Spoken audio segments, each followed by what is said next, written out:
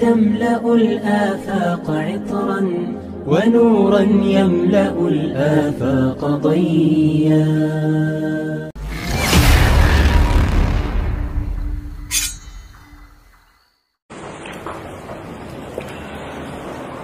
Benarkah bahwa hadits tentang keharaman musik adalah cacat? Hadits yang menjelaskan haramnya musik itu bukan cuma 1-2 hadits saja. Kemudian yang menjelaskan haramnya musik itu bukan cuma hadits saja. Ada ayat Al-Quran. Wa minan nasi man yashtari lahwal hadits. Di antara manusia ada yang membeli lahwal hadits. Itu lahwal hadits ditafsirkan oleh Ibnu Abbas, Ibnu Mas'ud sebagai al-ghina, sebagai nada musik, alat-alat musik di sebagian penafsiran. Dan ditafsirkan oleh ahli tafsir semakna dengan itu.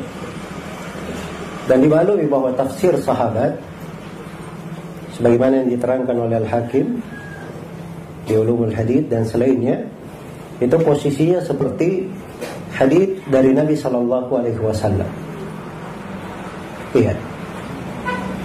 Jadi itu ayat Al-Quran yang menjelaskan tentang keharamannya. Karena itu dari kejahilan sebagian manusia untuk membolehkan musik, dia berpegang dengan pendapat sebagian ulama yang melemahkan sebagian hadits. Jadi saya katakan sebagian hadits. Iya. Dan itu pun ucapan yang melemahkannya tidak diterima oleh para ulama dari masa ke masa dan menyelisihi para ulama sebelumnya. Dan itu datang dari ijtihad seorang alim di Maroko sana, di Andalus, Maghrib, Al-Imam Abu Muhammad Ibn Hazm rahimahullahu ta'ala. Beliau keliru memahami hadits riwayat Al-Bukhari. Disangkanya riwayat Al-Bukhari itu terputus, padahal riwayat Al-Bukhari itu tidak terputus.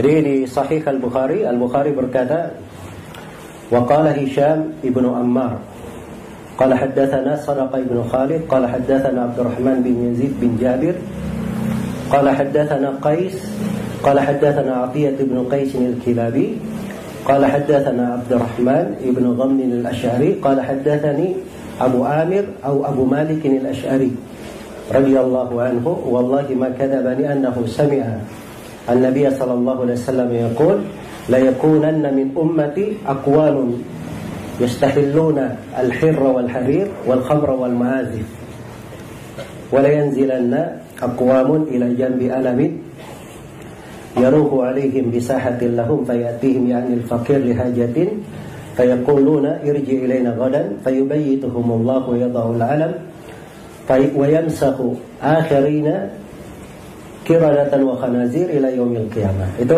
teks haditsnya secara lengkap di Sahih Al-Bukhari. Jadi awalnya dikatakan waqala Hisham bin Ammar. Hisham bin Ammar berkata, Imam Ibnu Hazm menganggap ini terputus. Iya. Dan itu keliru. Itu keliru dari Ibnu Hazm rahimahullahu ta'ala. Sebab Hisham bin Ammar itu dari guru Al-Bukhari. Al-Bukhari berjumpa langsung dengannya, mengambil ilmu darinya. Iya. Jadi kalau seorang murid berkata, guruku berkata begini, itu apa yang dipahami? Bersambung atau tidak? Bersambung, orang memahami seperti itu. Iya. Nah itu terbukti dari riwayat-riwayat yang lain. Ya. Karena itu Abu Bakar Al-Ismaili di dalam mustakhratnya meriwayatkan hadits ini dan beliau bawakan dengan sanad yang bersambung. Dan diriwayatkan oleh imam yang lainnya juga dengan sanad yang bersambung kepada Hisham bin Ammar.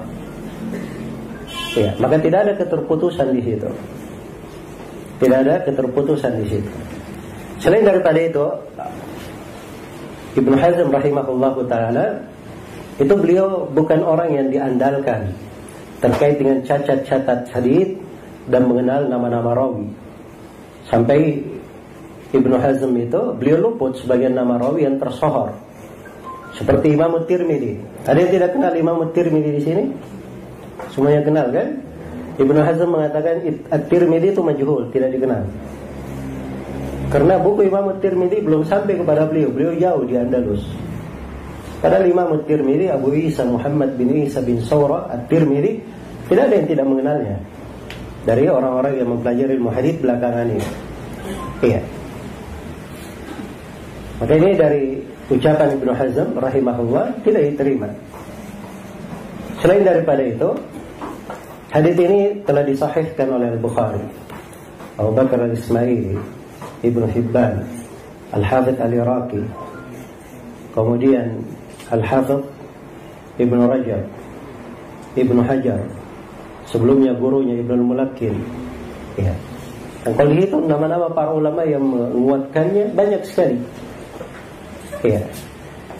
Karena itu orang yang menolak hadits ini dengan mengambil satu ucapan Ibnu Hazm dan meninggalkan belasan ulama yang menguatkannya, yang mensahihkannya dari imam ahli hadits yang memang ahlinya dan bidangnya di situ.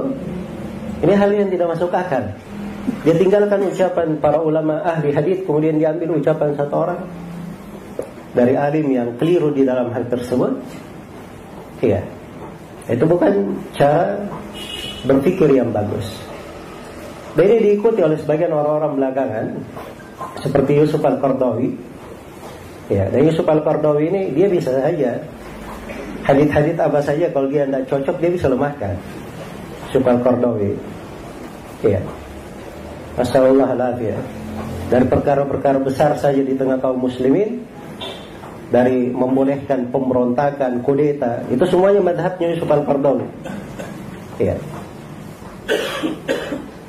Di pemilu Israel itu ketika Perdana Menteri Israel Benyamin siapa itu? Ya. Menang 99,99%. Al-Qardawi berkhutbah. Saya dengar dari suaranya di khutbah. Dia berkata apa? Ini katanya 99% ini tidak ada seorang pun yang mencapai hal yang seperti ini. Iya. Andai kata Allah turun ke bumi lalu dipilih, Allah tidak akan mencapai suara sampai seperti itu. Naudzubillah. Maka kami memberikan tahiyat, ucapan selamat kepada Israel akan kemenangan. Itu Yusuf Al-Qardawi di khutbah. Kalau mau itu Yusuf Al-Qardawi akan dapat nanti yang begitu-begituan. Tapi seorang kalau dia cinta kepada kebenaran, ingin kebaikan, ya, hadits-hadits yang menjelaskan tentang haramnya musik itu adalah hal yang dimaklumi. Selain daripada itu, dinukil kesepakatan Imam 4. Semuanya sepakat tentang haramnya musik, alat-alat musik. Iya.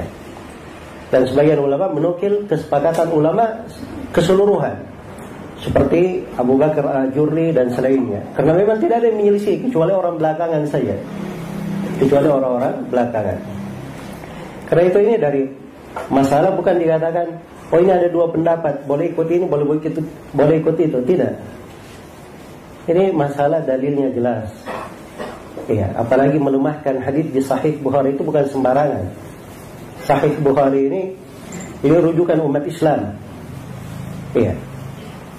Yang menghafal dan mempelajari Sahih Al-Bukhari itu seluruh ulama ahli hadits yang datang setelahnya mengetahui Sahih Al-Bukhari.